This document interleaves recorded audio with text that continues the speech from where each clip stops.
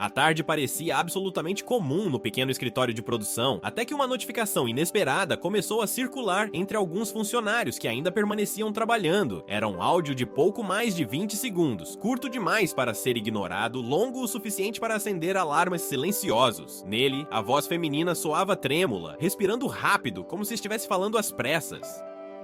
Segundo fontes internas, o arquivo havia sido enviado a uma colega próxima, que inicialmente acreditou tratar-se apenas de um desabafo sobre a rotina pesada, mas ao ouvir, percebeu o tom urgente, quase sufocado, e entendeu que algo muito mais sério estava acontecendo. A funcionária, identificada apenas como Elia, mencionava que não poderia mais mentir e que alguém da equipe havia deixado claro que ela pagaria caro se abrisse a boca.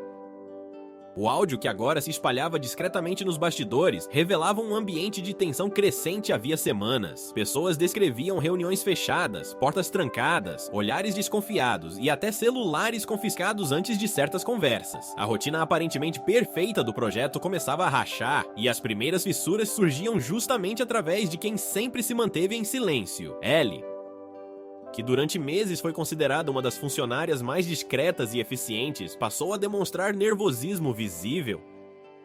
Colegas relatam que ela evitava permanecer sozinha nos corredores, saía sempre acompanhada e começara a trabalhar com o celular no modo avião, alegando precaução. Apesar das tentativas de manter discrição, a movimentação não passou despercebida. Nos últimos dias, a funcionária teria confidenciado que possuía prints, mensagens e registros que poderiam mudar tudo. Segundo fontes, ela hesitou diversas vezes antes de divulgar qualquer coisa, temendo que isso colocasse sua situação em risco.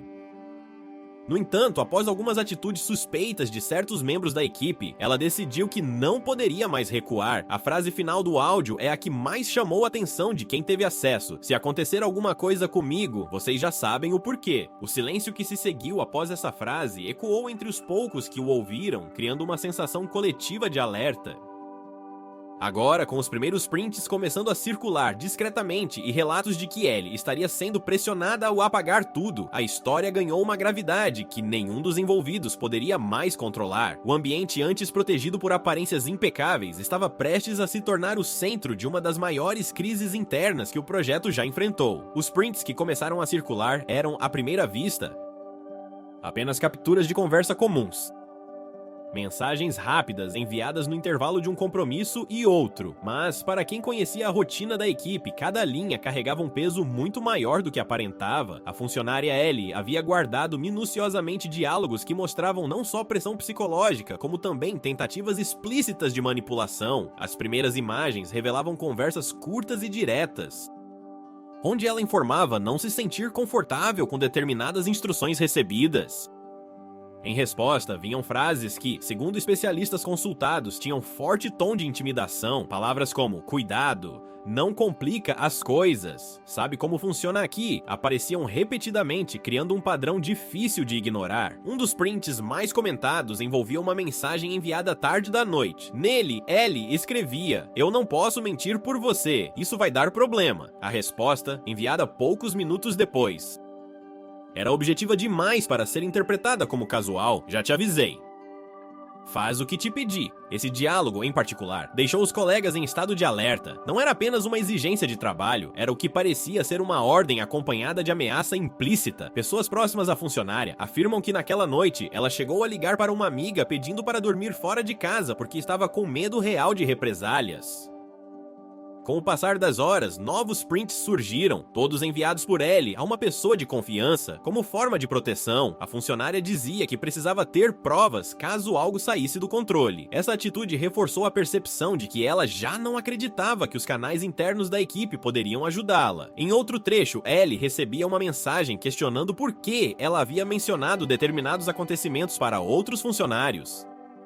A resposta dela era quase uma súplica: "Eu só falei porque achei que estava tudo errado. Eu não queria esconder." Do outro lado, a frase que surgiu foi ainda mais direta: "Isso não era para ser comentado. Você pode ter estragado tudo." A tensão aumentou ainda mais quando um terceiro print revelou que Ellie havia sido chamada para uma reunião urgente e privada na manhã seguinte. O detalhe que assustou quem viu o material foi a última notificação na tela, uma mensagem enviada às 2h17, dizendo: "E não tenta mostrar nada pra ninguém, a gente sabe." Esse "a gente sabe" se tornou o foco de preocupação entre os colegas. Quem era a gente? Por que alguém precisava reforçar isso de madrugada? E principalmente, o que exatamente Ellie sabia que justificava tamanha pressão? Nos bastidores, já se falava que algumas pessoas do alto escalão estavam mobilizadas para entender como os prints haviam começado a circular. O clima, antes apenas pesado, transformou-se em um ambiente de medo silencioso. Todos queriam saber até onde Ellie iria, e até onde os envolvidos estavam dispostos a ir para impedir que ela continuasse. A reunião marcada para a manhã seguinte não constava em nenhum calendário oficial, não havia e-mail formal, convite ou justificativa, apenas uma mensagem seca instruindo Ellie a comparecer, sozinha, sem avisar ninguém. Isso por si só já acendeu ainda mais alertas entre aqueles que acompanhavam a situação de perto. Segundo pessoas que tiveram acesso parcial aos corredores naquele horário, a funcionária chegou ao local visivelmente abalada. Mesmo tentando manter a postura profissional, não conseguiu esconder o tremor leve nas mãos enquanto aguardava na porta. O ambiente estava tão silencioso que qualquer som ecoava, criando uma atmosfera de peso psicológico que só reforçava a gravidade do encontro. Ellie permaneceu ali por quase 20 minutos antes de ser chamada. Quando finalmente entrou, encontrou duas pessoas à sua espera. Ambas tinham expressão fechada, acompanhadas de pastas e documentos. A porta foi fechada de imediato e ninguém mais teve acesso ao que ocorreu lá dentro por quase uma hora. No entanto, relatos de quem cruzou com ela ao sair da sala descrevem uma cena que dificilmente será esquecida. Ellie saiu pálida, com os olhos lacrimejando e a respiração rápida. Segurava o celular com força, como se fosse sua única forma de proteção. Ao ser questionada por uma colega próxima se estava tudo bem, ela apenas balançou a cabeça negativamente e respondeu com um sussurro: "Eles sabem de tudo." A frase se espalhou pelos corredores, carregada de medo e urgência. Eles, mais uma vez, surgia como um grupo que agia nas sombras do projeto, fazendo pressão para que nada vazasse. A reunião, longe de esclarecer, havia intensificado ainda mais a sensação de perseguição. Horas depois, alguns detalhes começaram a emergir. Segundo uma fonte que conversou com Ellie em particular, durante a reunião ela teria sido questionada repetidamente sobre os prints. Queriam saber onde estavam armazenados, com quem ela havia compartilhado e se existiam cópias de segurança. O tom, segundo ela, nunca foi o de diálogo, mas de cobrança e alerta. Em determinado momento, um dos presentes teria dito que tudo poderia acabar bem para todos, desde que ela colaborasse. Outra frase, porém, deixou claro que aquilo não era apenas uma conversa administrativa. "Você não quer problemas maiores, quer?" Ao ouvir isso, Ellie afirmou ter congelado. Não era a primeira vez que recebia esse tipo de ameaça velada, mas dentro de uma sala fechada, sem testemunhas e com duas pessoas pressionando ao mesmo tempo, a sensação se tornava muito mais sufocante. Quando deixou a sala, Ellie tomou uma decisão. Tudo o que acontecesse a partir dali seria documentado e, se necessário, divulgado. Naquela mesma tarde, ela reuniu mais mensagens, organizou conversas antigas e até recuperou arquivos apagados. Segundo informações de bastidores, ela começou a preparar um dossiê completo, algo detalhado, com datas, horários, nomes e ordens que recebeu. A reunião secreta que deveria silenciá-la acabou tendo o efeito oposto. Ellie agora estava decidida a não recuar. A partir do momento em que Ellie saiu da reunião, algo dentro dela parecia ter se rompido. A sensação de medo permaneceu, mas deu lugar a uma determinação silenciosa. Ela passou a agir com uma precisão que surpreendeu até quem já a conhecia de perto. Tudo o que havia acontecido nos últimos meses, desde as primeiras ordens estranhas até as conversas que a deixaram em pânico, começou a ser reunido em um único arquivo. O dossiê, como passou a ser chamado nos bastidores, não era apenas uma pasta com capturas de tela. Ellie organizou cronologias, datas, horários, contextualizou cada mensagem e relacionou conversas com acontecimentos internos. Era um trabalho que, segundo uma fonte próxima, qualquer advogado ficaria impressionado. E para muitos, ficou claro que ela estava se preparando para algo maior do que um simples desabafo.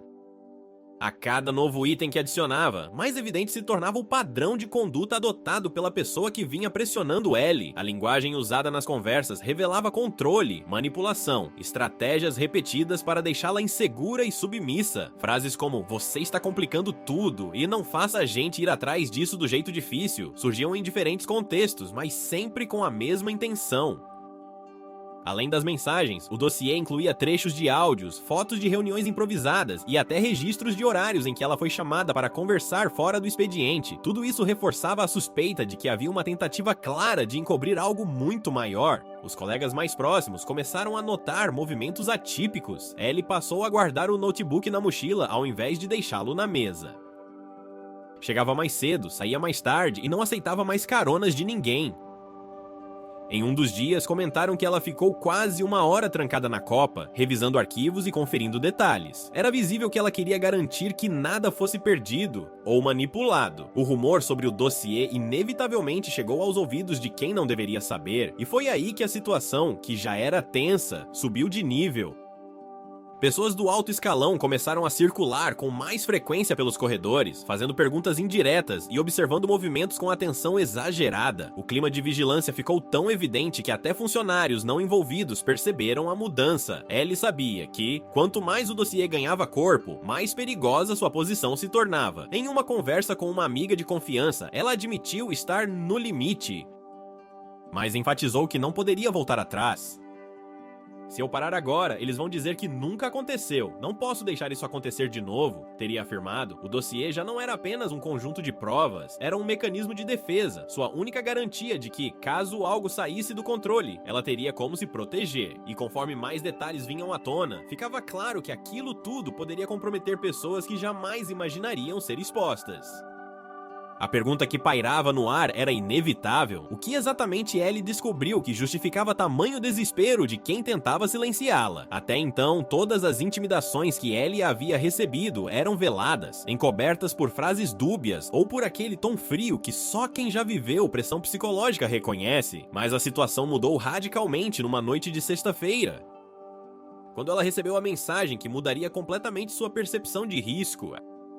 Eram 23h08 quando o celular vibrou. Ellie relatou que estava deitada, tentando dormir cedo após dias de exaustão, quando viu na tela o nome que vinha evitando há semanas. A mensagem era curta, sem rodeios, e desta vez, sem margens para interpretação. Você está passando dos limites. A gente pode facilitar sua vida ou acabar com ela. Segundo pessoas próximas, Ellie congelou por alguns segundos antes de ligar imediatamente para uma amiga. Chorando, dizia que aquilo ultrapassava qualquer limite profissional, que não era mais apenas uma discussão de trabalho, mas uma ameaça direta à sua segurança. A amiga insistiu para que ela não respondesse, e Ellie obedeceu. Porém, 10 minutos depois, uma segunda mensagem chegou. Você não quer criar problemas que não precisa.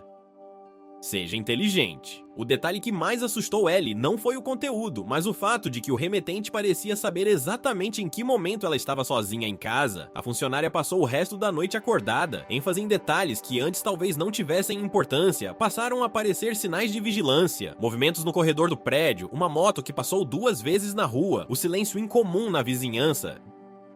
Tudo se transformou em motivo de alerta.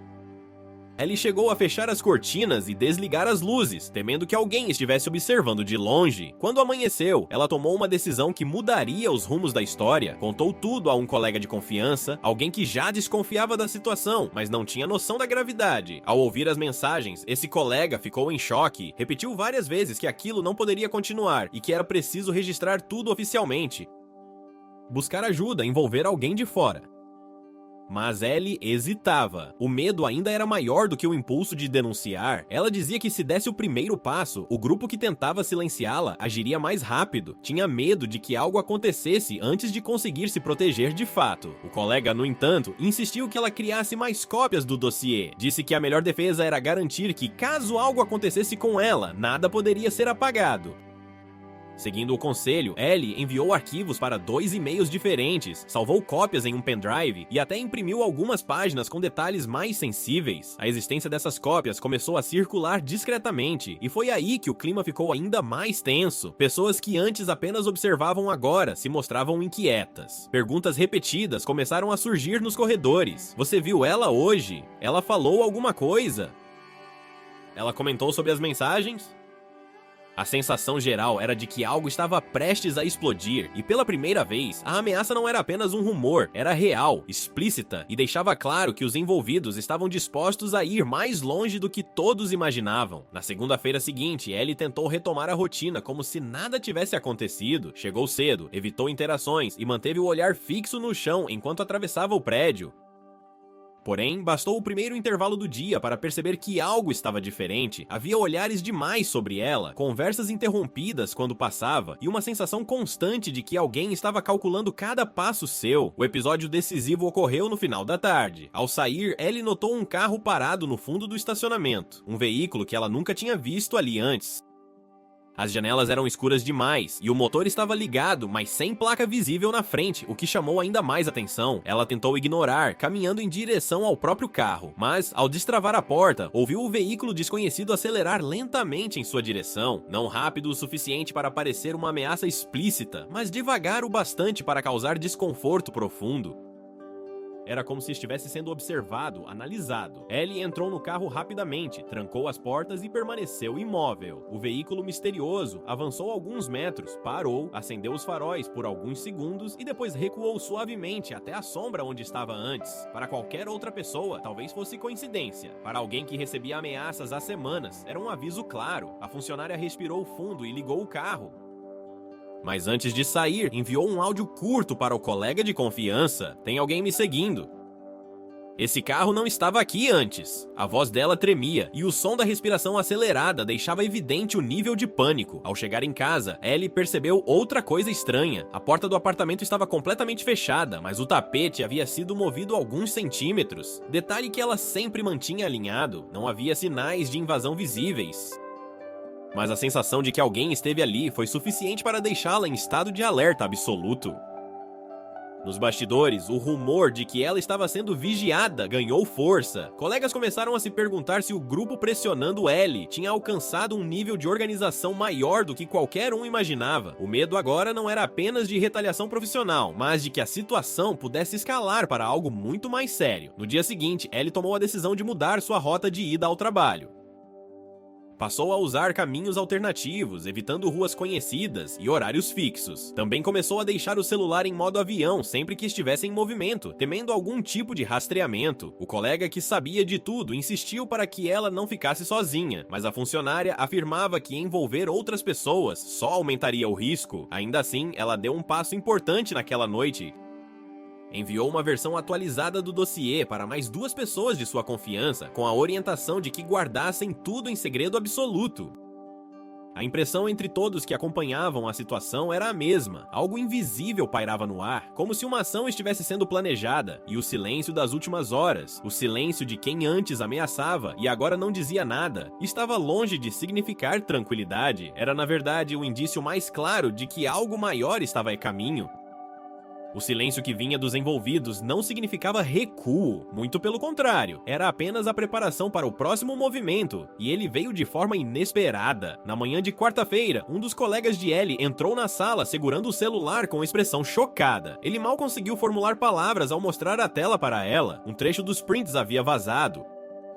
E não era um trecho qualquer, era justamente a parte em que Ellie recebia a mensagem mais intimidadora. Você está passando dos limites, a gente pode facilitar sua vida ou acabar com ela. A captura estava circulando em grupos fechados, acompanhada de comentários alarmados e especulações sobre quem seria a pessoa por trás da ameaça. Ao ver a imagem, Ellie sentiu o sangue gelar. Ela sabia que não havia enviado aquele print para ninguém, além das pessoas que confiava profundamente. A pergunta que pulsou na mente foi imediata: quem repassou? Mas enquanto tentava entender a origem do vazamento, uma segunda preocupação surgiu, muito mais grave. Se aquele print havia começado a circular fora do seu controle, isso significava apenas uma coisa: os envolvidos também tinham visto.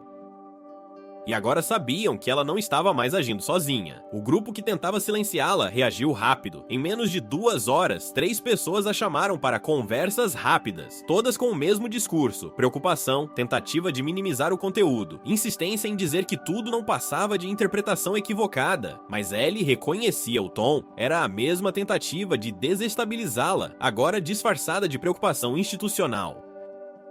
Enquanto isso, os corredores ferviam. A notícia do vazamento correu como fogo. As pessoas falavam baixo, evitavam mencionar nomes, mas todos sabiam que algo grande estava acontecendo. Alguns funcionários começaram a se afastar de qualquer coisa relacionada ao caso, temendo retaliação. Outros apenas observavam, atentos, percebendo que a crise estava em seu ponto mais crítico. O mais perturbador, porém, veio no início da tarde. Ellie recebeu uma ligação de número desconhecido. Ao atender, ouviu apenas uma frase, dita por uma voz masculina que ela não reconheceu. Controla isso antes que piore. A ligação durou menos de 2 segundos antes de ser desligada. Aquilo foi suficiente para deixá-la em estado de alerta permanente. Minutos depois, Ellie enviou uma mensagem ao colega de confiança dizendo: agora eles estão desesperados. Isso vai escalar. E ela estava certa. O vazamento havia quebrado o equilíbrio que ainda restava. Os envolvidos sabiam que perderam o controle sobre a narrativa, e isso os deixava perigosamente imprevisíveis. Ellie temia que tentassem agir de forma mais agressiva, e o colega reforçou a necessidade de registrar tudo oficialmente. Mas antes que ela pudesse tomar qualquer decisão, algo ainda mais inesperado aconteceu. Um segundo vazamento surgiu. Desta vez, contendo uma conversa interna entre 2 membros do alto escalão, discutindo estratégias para reduzir o impacto e neutralizar a situação.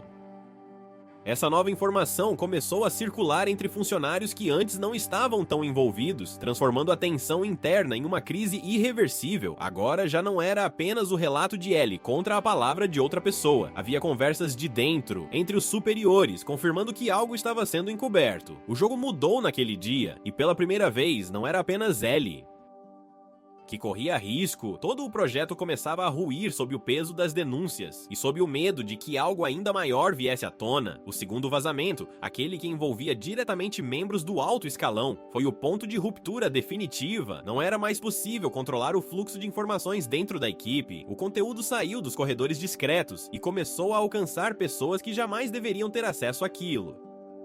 Em menos de 20 minutos, o print já havia atravessado setores, chegado a grupos externos e até a ex-funcionários que conheciam bem a dinâmica interna. A conversa que vazou era clara, quase didática em sua gravidade. 2 superiores discutiam a melhor maneira de neutralizar a crise, avaliando se seria preciso afastar a funcionária imediatamente ou tentar reverter a narrativa antes que se espalhe. Para muitos que leram o conteúdo, não houve dúvida, havia intenção de dano. Ellie foi avisada sobre o novo vazamento por uma pessoa inesperada, alguém que nunca havia interagido com ela diretamente, mas que demonstrava preocupação genuína. Essa pessoa, segundo relatos, aproximou-se discretamente e disse: eles perderam o controle, agora ninguém mais consegue segurar isso. Ao receber a captura, Ellie sentiu o impacto de forma diferente desta vez. Não havia pânico, nem desespero. Havia uma certeza profunda. Aquilo tinha saído completamente das mãos dos envolvidos. Ela sabia que, a partir dali, qualquer tentativa de silenciá-la seria mais evidente do que nunca. E isso criava uma nova camada de proteção, frágil, mas real. Nos bastidores, a reação dos superiores foi imediata. Cancelaram reuniões, se trancaram em salas e pediram que ninguém saísse do prédio sem avisar. As rotinas foram quebradas, as hierarquias desestabilizadas. Cada pessoa tentava encontrar uma forma de se desvincular do escândalo iminente. Até mesmo aqueles que nunca se envolveram diretamente começaram a resgatar antigos e-mails e mensagens, temendo que algo pudesse ser interpretado de maneira equivocada. Ao mesmo tempo, Ellie começou a notar que algumas pessoas passaram a tratá-la de forma diferente. Alguns a evitavam por medo de represálias, mas outros se aproximavam, oferecendo ajuda e reforçando que ela não estava mais sozinha. Era curioso observar como, em momentos extremos, a estrutura de poder se desfazia e revelava quem realmente estava preocupado com a verdade e quem estava preocupado somente consigo. O que mais chamou atenção naquele dia, porém, foi o comportamento de uma das figuras centrais da hierarquia interna. Normalmente firme, autoritária e presente, essa pessoa não apareceu em nenhum espaço comum. As portas dos escritórios permaneceram fechadas e uma movimentação silenciosa indicava que decisões importantes estavam sendo tomadas em salas onde ninguém podia entrar. Enquanto isso, rumores começavam a surgir de que alguém de fora do projeto, uma entidade acima da direção imediata, havia sido alertado sobre a situação. Se isso fosse verdade, o caso ultrapassaria definitivamente os limites internos e se tornaria uma investigação ampla, com consequências imprevisíveis. Ellie, ao perceber a amplitude da crise, tomou uma atitude silenciosa, porém decisiva, reuniu todas as provas, colocou em uma pasta física e deixou com uma pessoa totalmente fora do ambiente de trabalho, alguém que não tinha qualquer vínculo com o projeto. A instrução foi clara: se eu não te mandar mensagem até tal horário, abra e envie para quem combinamos. Era o primeiro movimento de Ellie que demonstrava não só defesa, mas contra-ataque. A cada minuto que passava, ficava evidente, o fim estava próximo, e não seria silencioso.